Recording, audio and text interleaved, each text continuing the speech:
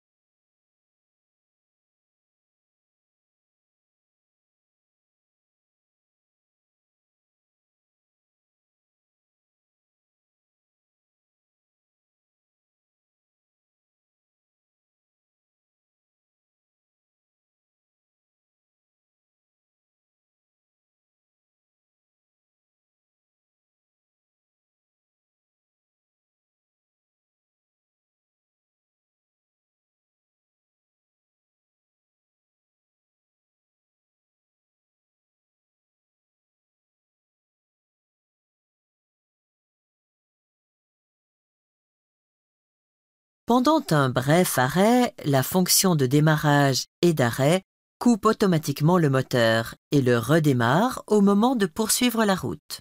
Pour que le moteur soit coupé automatiquement, la sécurité exige que certaines conditions soient remplies. Notamment, le système hybride doit être opérationnel. Le moteur thermique doit avoir atteint une température donnée pour pouvoir être redémarré facilement après la coupure. La charge de la batterie haute tension doit être suffisante pour pouvoir redémarrer le moteur thermique. Sa température doit se situer dans la plage de service. La porte conducteur, le capot et la boucle de ceinture du conducteur doivent être fermés afin d'éviter les accidents. Dans notre exemple, tous les systèmes sont opérationnels et le véhicule roule. Le calculateur moteur reconnaît les conditions présidant à un arrêt du moteur au comportement du véhicule, autrement dit, au passage de la vitesse en dessous de 20 km/h environ. Les commandes effectuées par le conducteur sont également utiles. Le levier sélecteur est en position D et un freinage a lieu, déclenché par le conducteur ou par le distronique. Lorsque l'arrêt est imminent, le calculateur coupe le moteur thermique. Lorsque le conducteur relâche la pédale de frein ou réactive le distronique, le moteur thermique d'une propulsion hybride de type P1 démarre automatiquement et le véhicule se remet à rouler et à accélérer dès que le conducteur appuie sur la pédale d'accélérateur. S'il s'agit d'une propulsion hybride de type P2, Le véhicule est propulsé par le moteur électrique et réaccélère lorsque le conducteur appuie sur la pédale d'accélérateur. Dès qu'une charge définie est atteinte, le moteur thermique est automatiquement redémarré. Lors d'un freinage, le moteur électrique passe en mode alternateur. Il est entraîné par les roues. Ce mode de fonctionnement permet de charger la batterie haute tension, ce qui a pour effet de freiner le véhicule. C'est ce que l'on appelle la récupération d'énergie. Le système hydraulique intervient en sus seulement lors de freinages plus vigoureux. Le freinage à récupération d'énergie représente alors la part la plus importante possible afin de récupérer un maximum d'énergie électrique. Le moteur thermique fonctionne quant à lui en mode de coupure d'alimentation en poussée, ce qui amplifie encore la décélération.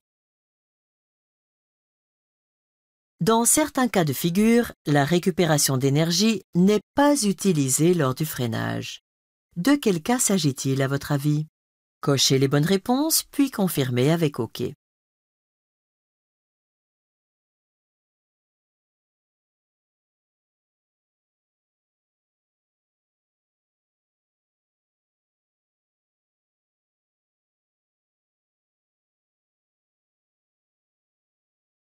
Félicitations, c'est exact. Cliquez sur différentes situations pour découvrir pourquoi la récupération d'énergie n'est pas utilisée dans ces circonstances et pourquoi le véhicule est freiné par les seuls freins de roue. La batterie haute tension étant chargée, l'énergie électrique produite par le moteur électrique ne pourrait pas être stockée dans l'accumulateur.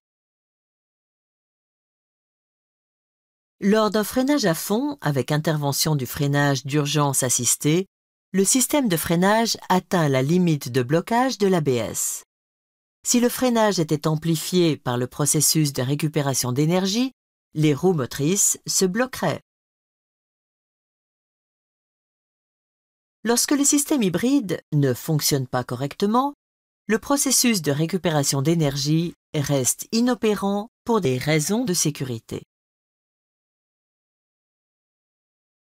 Lorsque l'ABS intervient, le freinage doit être interrompu au rythme d'impulsion rapide pour que les roues retrouvent leur adhérence. Ce serait impossible si le moteur électrique opérait un freinage continu par l'intermédiaire de la chaîne cinématique.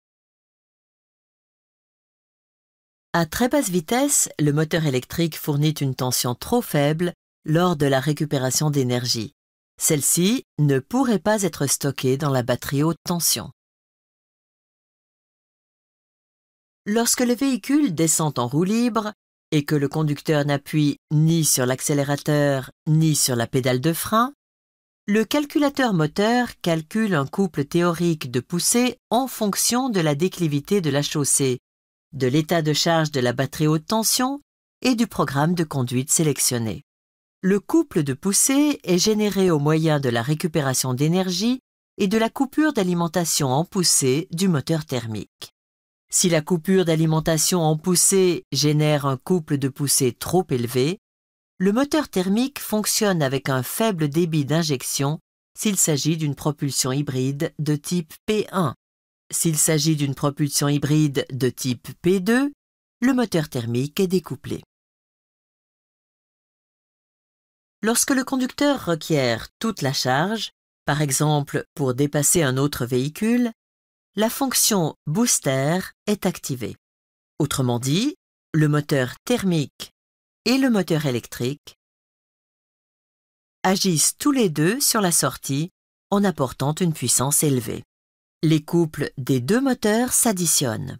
Pour que ce mode combiné soit possible, il faut que l'état de charge de la batterie haute tension soit suffisant. Si l'état de charge de la batterie haute tension dépasse une limite définie, par exemple après une récupération d'énergie assez longue en descente, il faut éliminer une partie de la charge.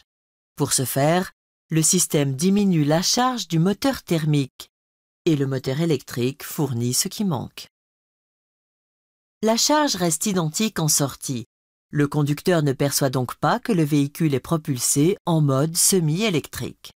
En revanche, Ce processus est favorable en termes de consommation de carburant. Cliquez sur Infos complémentaires pour découvrir pourquoi le système recherche en permanence un état de charge moyen pour la batterie haute tension. À l'inverse d'une batterie de démarrage, l'état de charge de la batterie haute tension est maintenu en permanence dans la plage moyenne. Lorsque certains seuils sont atteints, elle doit être chargée ou déchargée. De cette façon, les fonctions de récupération d'énergie et de booster sont possibles à tout moment.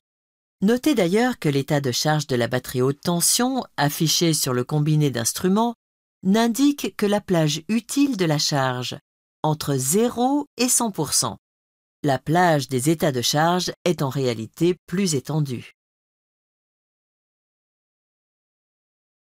Il peut arriver que la récupération d'énergie soit insuffisante pour couvrir les besoins du véhicule en électricité. Si l'état de charge de la batterie haute tension passe en dessous d'un seuil défini et qu'à ce moment le moteur thermique fonctionne dans la plage de charge inférieure, sa charge est relevée et le moteur électrique passe en mode alternateur. Retenez également qu'ici encore, la charge en sortie reste identique. Le point de charge du moteur thermique est relevé, mais le moteur fonctionne dans une plage de rendement favorable. Au final, en dépit de la surconsommation momentanée, le bilan énergétique global est meilleur. Parmi ces conditions, certaines doivent être remplies pour que le moteur thermique soit coupé lorsque le véhicule s'arrête. Lesquelles? Cochez les bonnes réponses, puis confirmez avec OK.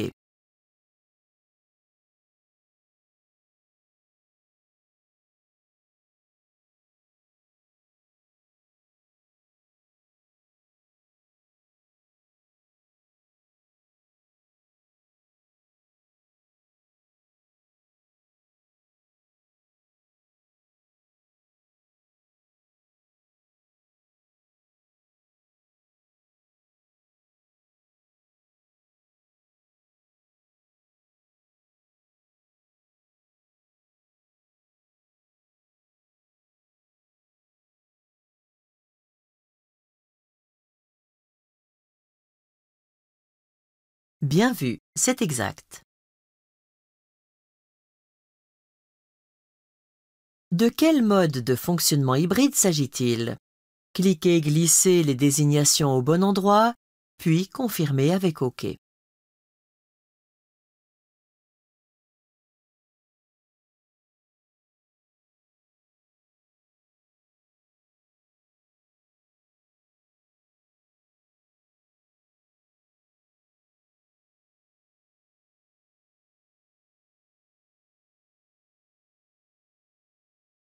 C'est exact.